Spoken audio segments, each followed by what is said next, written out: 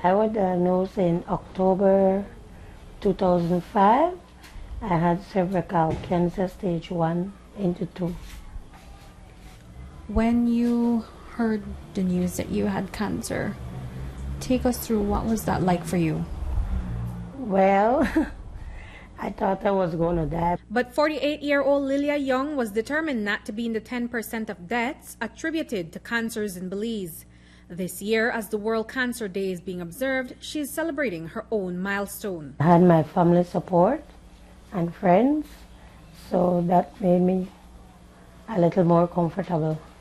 So it's almost 10 years ago. It has 9 years in remission. 9 years.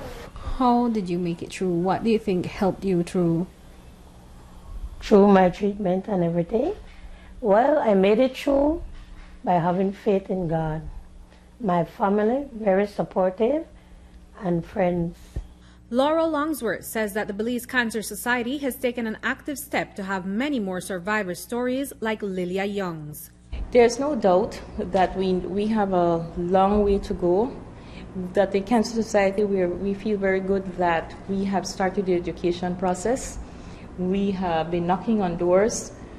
We have launched, with our partners, launched a national cervical cancer committee. And they're in the process. I think by the end of this month, we should have a first draft of a real strong program to end cervical cancer, because there's no reason why our women are dying from cancer. And to adequately address other cancers, Longsworth says that a comprehensive program would be most effective. That is exactly what World Cancer Day is all about, is to remind all of us that a comprehensive national cancer plan and program is critically important, because it needs, for us to have things in place, we have to have the systems that can provide the entire package of prevention, primary prevention, screening, education, then screening, then treatment, then of course palliative care, pain control. We all have a right to a certain level of comfort and a certain quality of life. And if we have the technology, we have the scientific data, we even have resources. I think we need to really look at the resources we have and organize ourselves a little bit better in terms of cancer care. While certain cancers are more prevalent among Belizeans, the stigma still persists. And for men especially, the prostate cancer rates are high. And also for women, cervical cancer, which is completely curable, treatable, and preventable, is the leading cancer for women, and breast cancer is right behind. In other parts of the world, breast cancer is leading, and perhaps it could be that it's similar in Belize, but our statistics are not as reliable as they should be. Across the world, we've seen that misconception, sometimes lack of information, can lead to the inability to effectively address cancer. Where are we, Belize, that is, on this? Are we seeing it being less maybe stigmatized here in Belize? I think that's an excellent question. The whole issue of stigmatization. It's better, because there was a time when we used to hide, and cancer was like a death sentence, so nobody wanted anybody to know that they were about to die. Cancer is not a death sentence. In terms of managing cancer, live the life that you can, even if you're not successful in beating the cancer. So it's that kind of perspective. But there are other stigmatization that takes place. For instance, those persons who have to get a mastectomy, remove a breast, and how that affects their sexuality. And there are some people who choose not to take off that breast because of the implication of the body image, how it will affect their relationships with their partners and so on. And there's another part that's also often worrisome, where people hear about chemotherapy and hear about all the side effects and so on, and choose not to take chemotherapy.